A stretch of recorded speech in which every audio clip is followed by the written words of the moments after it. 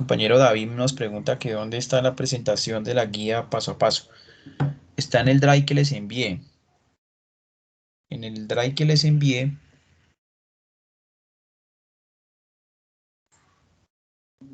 está la información para que la pueda descargar. Ahí está todo. Ahí están las presentaciones y está el material. Cajica puntos. Entonces aquí en Cajica puntos la cargamos. Él me va a decir que esto no tiene un sistema de proyección, no está georreferenciado. Le digo, ok, sí, yo sé que no. Y él va a quedar por allá, ubicado en un lugar donde no tiene nada de sistema de referencia. Entonces ahorita lo que vamos a hacer es traer esta imagen aquí para ubicarle con esos puntos. Entonces, ¿cómo lo vamos a hacer? Entonces, muy fácil. Vamos a decir aquí, vamos a ver aquí donde dice cajita de puntos, verificamos que efectivamente tengamos cargada la imagen que vamos a trabajar, que en este caso se llama cajita de puntos. Y ahora lo que vamos a hacer es esa imagen aquí al vuelo. ¿Cómo sería eso? Entonces, aquí utilizando la imagen georreferencing, sabiendo que tenemos esta imagen acá, le decimos fit to display. Entonces, cuando le digo fit to display, él me va a traer la imagen al cerquita a la manzana que yo estoy ubicando. Ahí no está georreferenciado todavía. Aquí apenas la traje para que me quede más fácil amarrar los puntos. Entonces, ¿cómo es la georreferenciación por puntos? Escoger punto de la carta a punto de la realidad. A este que está aquí. Punto de la carta a punto de la ubicación real. Punto de la carta a punto de la ubicación real. Punto de la carta a punto de la ubicación real. 4 puntos. Mínimo son 4 puntos. Generalmente siempre en este tipo de georreferenciación por puntos de control iniciemos siempre en la esquina superior izquierda y nos vamos en el sentido de las manecillas del reloj. En este caso sería este y luego este. 1, 2, 3 y 4.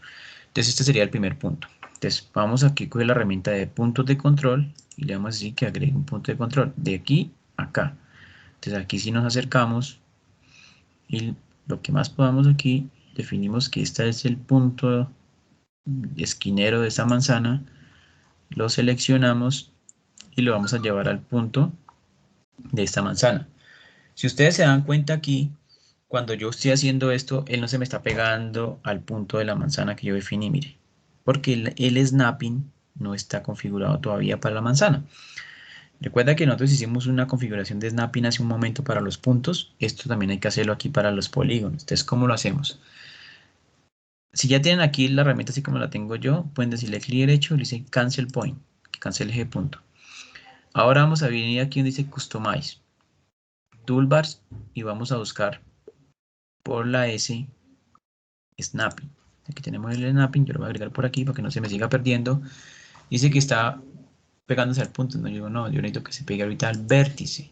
Ahora sí, el vértice es este elemento que me une las dos, la esquina que me une el parámetro del polígono en la definición de que yo hice la edición hace un rato. Yo di cuenta que yo inicié punto, punto, punto, pero los puntos no quedan creados, pero el mismo elemento de polígono, él sabe que acá hay un vértice, que es donde divide la geometría para construir el polígono de las líneas que van para horizontal y vertical. Entonces aquí ya sé que hay un vértice.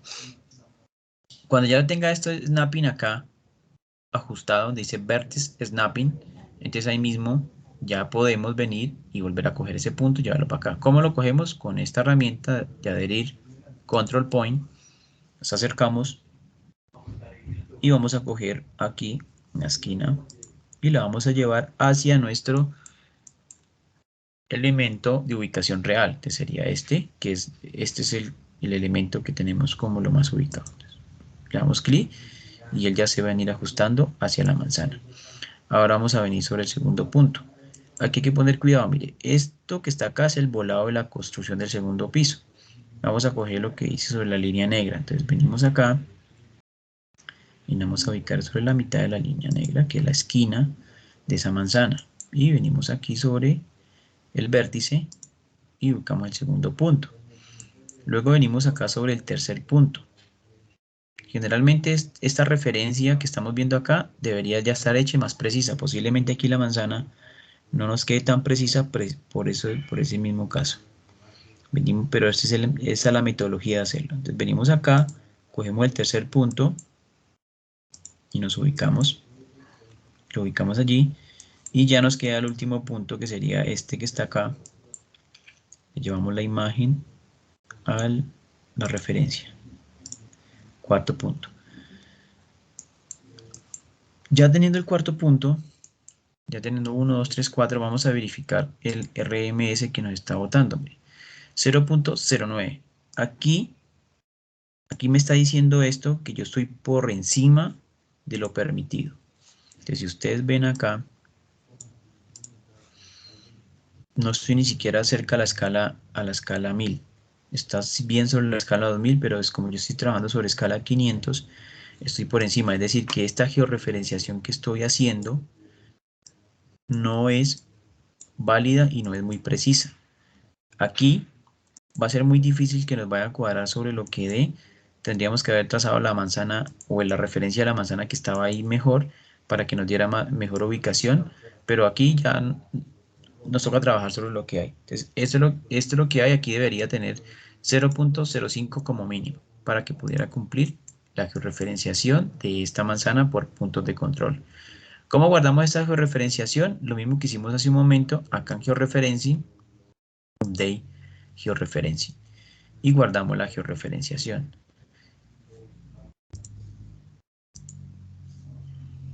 Y ahí estamos ubicados. Lo mismo le podemos dar la transparencia, como lo hicimos hace un rato.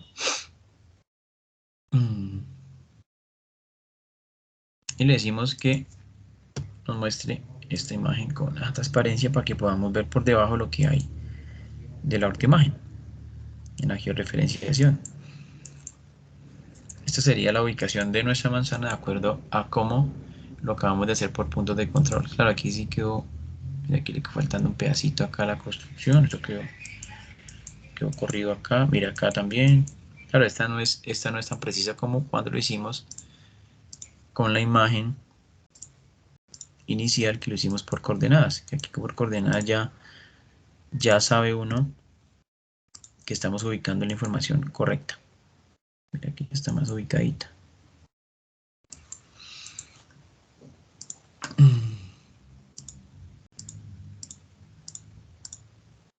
Listo, compañeros. ¿Cómo van hasta ahí?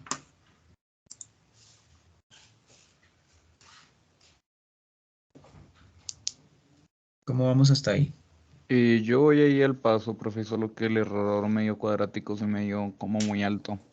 Sí, sí, eso nos puede pasar ahí a la mayoría. Es porque ese elemento de precisión base, donde nos vamos a amarrar, pues no está tan bien ubicado como creemos. Por eso siempre que tengamos coordenadas, siempre hagámoslos por coordenadas, que si nos da la precisión que es.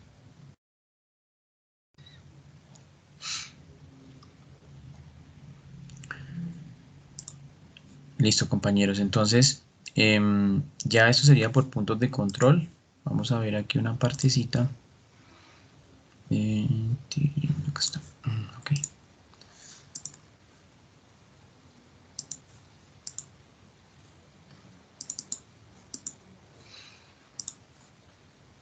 Los compañeros que tengan ya la primera fase de esto lo pueden también enviar. Esta imagencita así georreferenciada. Bien sea por puntos o por coordenadas. ¿Listo? Entonces vamos a ir aquí donde dice G de Veiga. Listo. Con esto terminamos el día de hoy. Entonces vamos a ir aquí. Entonces vamos a ir al modelo de la base de datos. Entonces, ¿qué tenemos nosotros? Generalmente cuando vayamos a trabajar sobre proyectos de, bien sea, bueno, de catastro, conservación, actualización o formación catastral, toda la información catastral tiene unos elementos que me representan la realidad física de lo que yo estoy viendo en campo, que estoy calificando, representando y geométricamente los tengo que identificar en una base de datos. Entonces, ¿cómo está constituida actualmente, históricamente, cómo se ha venido constituyendo la información geográfica? Entonces viene de la siguiente manera. Hay un, hay un grupo de datos que se llama Feature Dataset. Entonces, cuando ustedes le digan Feature Dataset, Imagínense en un elemento que me agrupa muchas capas, muchos elementos de más. Entonces, Feature Dataset es urbano, entonces el dataset urbano me agrupa todos los elementos que me representan la información urbana. ¿Cuáles son esos? Los elementos. Vamos a ir del elemento más grande al más pequeño. ¿Listo? Entonces aquí tenemos nosotros un perímetro, que es el perímetro urbano definido por el plan de ordenamiento territorial o por el plan básico de ordenamiento territorial o por el esquema de ordenamiento territorial, ¿cierto? Es un perímetro ya definido que me dice a mí, me está ubicando, a ver acá, perímetro, perímetro urbano. Es un perímetro urbano que me define a mí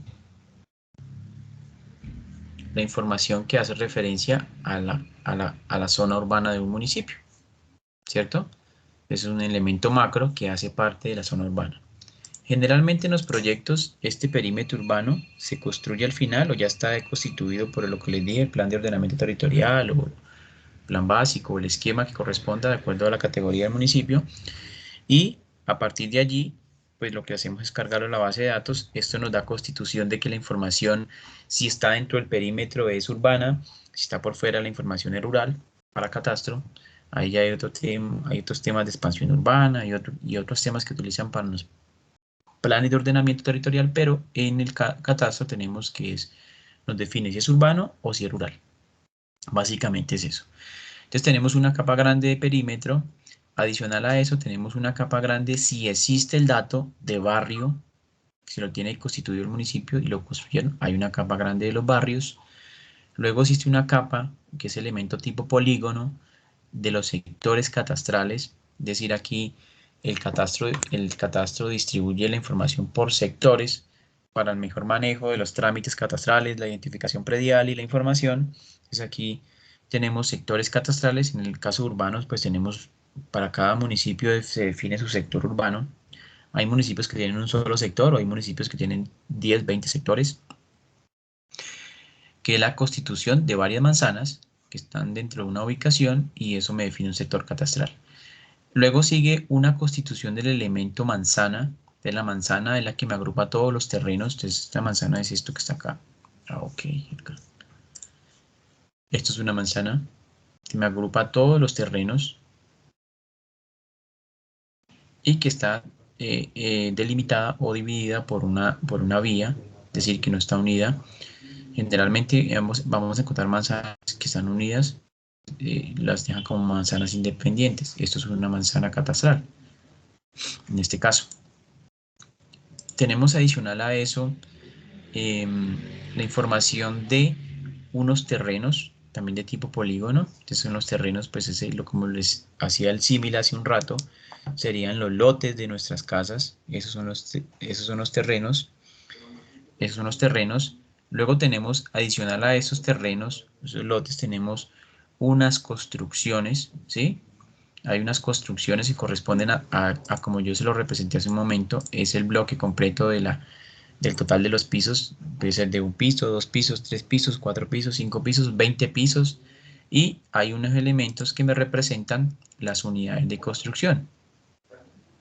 Estas unidades de construcción son la individualización de cada capa, como lo vimos hace un momento, que sería esta una unidad, esta es una unidad, esta es otra unidad, esta es otra unidad, esta es otra unidad, para cada construcción, y todos son elementos tipo polígono. Y adicional a eso, pues tenemos unos elementos tipo línea que me corresponden a la U, nomenclatura domiciliaria, que es la placa domiciliaria, la dirección de mi casa, la nomenclatura domiciliaria. En la información de las bases de datos geográficas, generalmente yo no meto toda la dirección de mi casa, es decir, si es calle, sexta, número 34, 25, 54, ¿cierto? Yo no le meto todo esto. O dice avenida, carrera, octava y número 368. ¿Cierto? El elemento que se representa en la información geográfica de la base de datos geográfica, yo dejo mi placa. Y aquí sería 368. Uy, perdón. Esto es porque esto no es texto. ¿Cierto? Esta es la placa domiciliaria, que eso iría en la base geográfica, en una nomenclatura domiciliaria. Y hay una capa también de tipo línea, que es la nomenclatura vial. Que la nomenclatura vial, ahí sí ya yo pongo las carreras, calles, transversales, avenidas, y todas las que se deriven de allí van a ir acá, aquí en nomenclatura vial. Por eso cuando yo represento mi mapa, mi información de la plancha como tal, entonces yo ya sé que si mi plancha dice, aquí dice carrera cuarta, 337, ahí está la dirección completa, carrera cuarta, número 337. O aquí dice calle cuarta, número 429. Ya lo geográfico me lo representa así.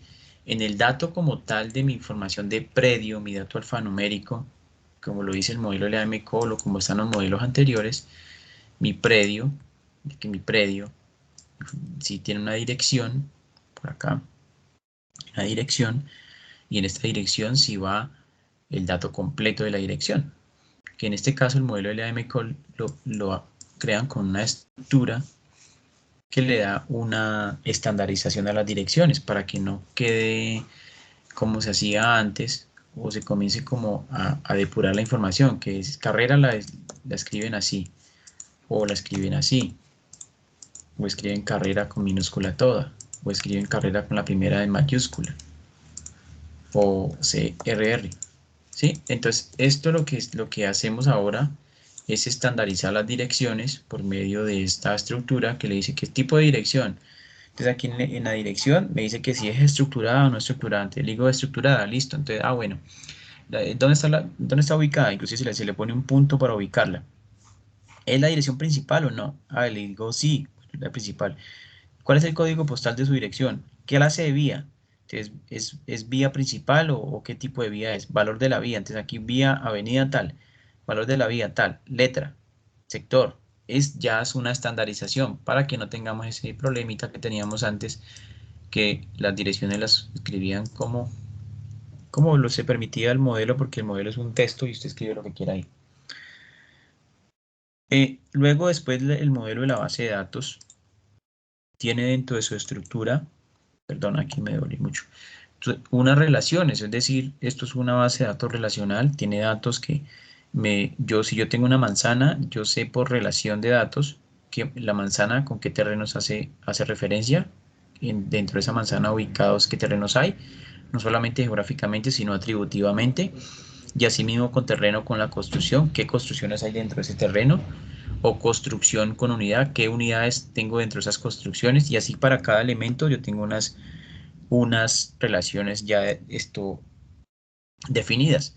Tenemos el dataset de la zona rural, ya aquí me representa la zona rural, entonces ya acá en la zona rural ya veo elementos diferentes, pero que son el símil del otro que venía en urbano. ¿Qué yo voy a encontrar aquí de símil? Igual, es decir, haciendo la similitud.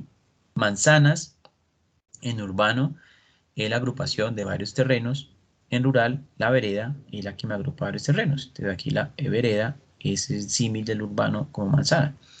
Tenemos sectores, son el mismo concepto del urbano. Entonces aquí se agrupan por sectores catastrales lo rural y se generan sectores, que todos son tipo polígono. Tenemos información de terrenos. Entonces aquí tenemos los terrenos de la zona rural, que son elementos ya fuera del perímetro urbano y que están catalogados como zona rural y son los terrenos. Tenemos acá igualmente las construcciones, con la misma tipología de la urbana, construcción, las unidades de construcción, la unidad.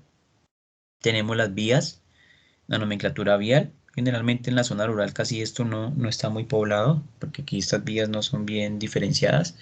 Tenemos la nomenclatura domiciliaria, entonces aquí en este caso en la zona rural sí va a ser el nombre del predio. Finca, no sé qué, van los nombres acá, en la nomenclatura.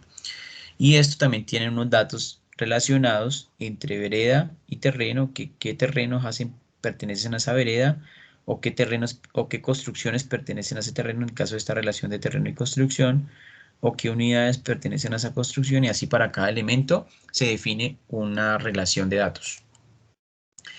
Adicional a eso tenemos las capas de unidades de zonas homogéneas. Entonces aquí tenemos unas zonas homogéneas para la zona urbana y unas zonas homogéneas para la zona rural. ¿Qué son estas zonas homogéneas? Esto es lo que históricamente por la metodología de avalúos catastrales me define los valores de los predios. Entonces aquí yo por la zona homogénea urbana defino las variables físicas que me representan ese terreno. Tipo de vía, que si está pavimentada o no pavimentada, que si tiene aguas. Todo esto aquí me levanta una cantidad de variables físicas de ese elemento que están en la base de datos que yo les compartí. Por aquí la podemos ver rapidito. Vamos a ver acá para rural. R es una homogénea física. No tiene datos, pero entonces aquí podemos ver lo que tiene adentro. Mire. Tiene el código de la zona física. Aquí tiene que si tiene una área homogénea de tierra, la disponibilidad de agua, influencia vial, uso actual del suelo, norma de uso del suelo. Toda esa información hace que por medio de todos esos parámetros, esos datos que están capturando allí en esas variables físicas, después me den unos valores para las zonas, en la zona homogénea geoeconómica. Entonces tenemos uso de una homogénea física que me define las variables, y luego tengo la uso de una homogénea geoeconómica que me da los valores. Para la zona urbana me da un valor por metro cuadrado para cada predio, dependiendo de la zona donde está ubicado. Y para la zona rural me da un valor en la zona homogénea geoeconómica por hectárea cuadrada de cada terreno que esté ubicado dentro de esa zona homogénea.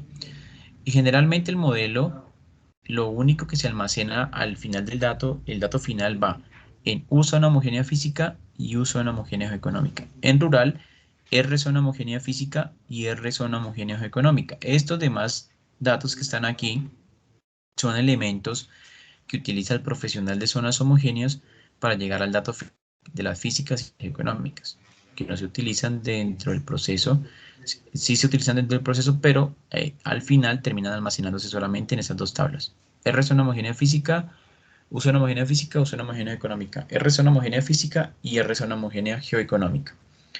Esos serían los datos que estarían almacenados allí en esa información del componente económico, que ese es un proceso fundamental al finalizar los proyectos de formación y actualización catastral. Adicional a esto tenemos los elementos que ya se comienzan a constituir dentro de una base de datos teniendo en cuenta la nueva metodología de catastro multipropósito. Entonces allí hay unos elementos para los terrenos informales, las construcciones de esos terrenos informales y las unidades de construcción de esas construcciones informales. Está definido para lo rural, está definido para lo urbano, y estas son las adaptaciones que se han venido haciendo dentro de la información catastral. Ya usted va a encontrar un NUPRE, que es un número único predial, que eso está asignado ya para cada predio a nivel nacional. Este NUPRE se asigna una vez el dato esté interrelacionado entre catastro y registro. Hay un tipo de tenencia, aquí me dice a mí si el predio es ocupación, posesión o si es de dominio. Un tipo de predio, una condición de propiedad con unos dominios definidos, que están definidos acá. El dominio de condición de propiedad me dice que si el predio es NPH, PH matriz, PH unidad matriz, condominio, condominio unidad predial, mejora en PH, mejora en NPH, parque cementerio unidad predial, vía, bien de uso público, planta tipo, me dice si es tipo piso, mezanín, sótano, semisótano. Son dominios que vienen ya definidos por las variables del multipropósito. Un dominio de tipo de predio, que si el predio es público baldío, si es público fiscal, si es público patrimonial, si es público de uso público, si es privado, si es territorio colectivo o si es vacante. Tenemos un tipo de tenencia, que si el predio es de dominio, que es dominio pleno, o si es de ocupación o si es una posesión. Y así, pues aquí tenemos la constitución del número predial con los componentes. de departamento, municipio, zona de ubicación y los componentes que vimos hace un rato. Y esto es lo que ustedes van a encontrar dentro de la constitución de la referencia catastral que va a ir dentro de nuestras bases de datos. Entonces, cuando yo vaya a comenzar aquí a dibujar, que eso lo vamos a hacer en la sesión siguiente, mi elemento de terreno, mi elemento de construcción, mi elemento de unidad de construcción, dentro de los atributos de esos datos, yo voy a encontrar, voy a hacer aquí de rapidez el trazado de un terreno, un ejemplo, este terreno 1, solamente para que miremos los atributos.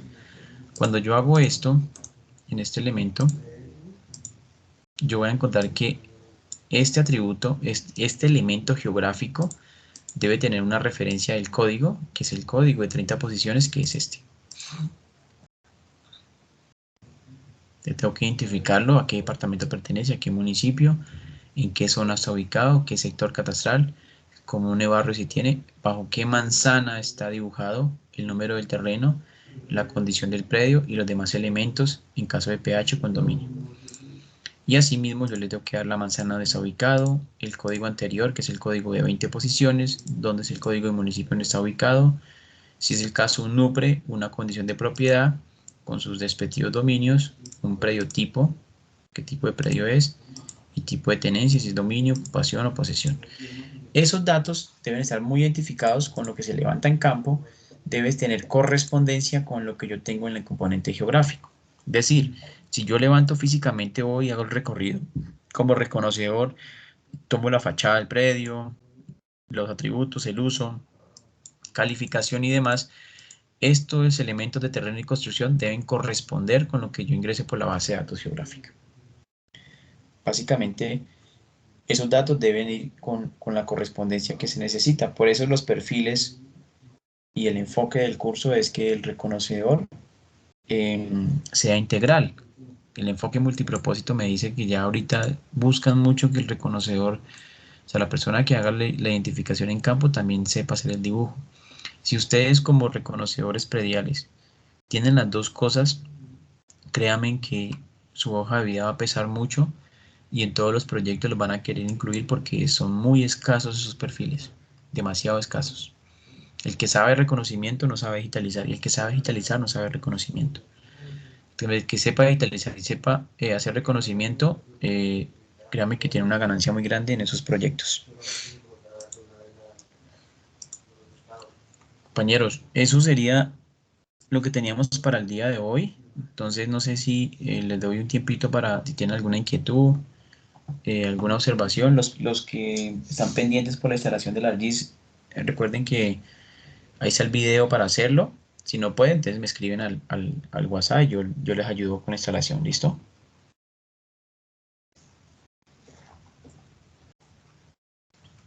¿Alguna pregunta? Listo, profe. Ya le escribí el WhatsApp, profe. Listo, compañero. Si aquí tengo Nelson, ¿cierto? Y Nelson me escribió. Sí, señor. Listo, Nelson. Sí, a todos muchísimas gracias por la atención prestada. Yo espero que la información haya sido clara, el tema que vimos. Yo sé que no es un tema fácil, los que de pronto no hayan visto esto antes, es un tema de practicarlo mucho, pero yo sé que si ustedes con el material que tienen allí, con los videos y con lo que estamos haciendo acá con las explicaciones, se pueden volver muy expertos en esto. La idea es que la práctica los va haciendo. Entonces, la invitación es a eso, que practiquen para que esto ya les quede bien concepcionado. Lo que están viendo aquí es lo último construido en GDBs y geográfico y caracterización de información y todo. Donde vayan a llegar ustedes, si tienen todo ese concepto, ustedes lo van a hacer muy bien. Independientemente del software que utilicen o si el modelo le cambian otra cosita, o sea, ya tienen la concepción de a qué hace referencia el componente geográfico y cómo se debe construir la información levantada en campo.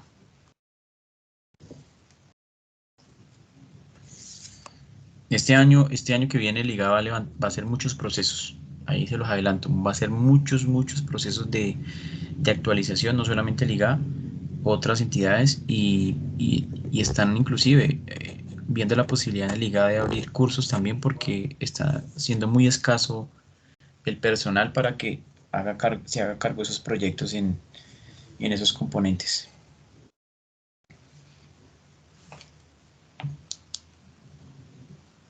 Compañero, entonces muchísimas gracias por la atención prestada y nos vemos el viernes a las 7, ¿cierto? ¿Es el horario que tiene? Sí, señor. Sí, señor. Listo, viernes a las 7. Les agradezco mucho a todos por la atención prestada, por estar aquí y que tengan un excelente día. Muchísimas gracias, ingeniero. Entonces, que tengan un Muchas excelente día. gracias. Gracias, ingeniero. Muchas gracias. Muchas gracias, profe. Gracias, profe.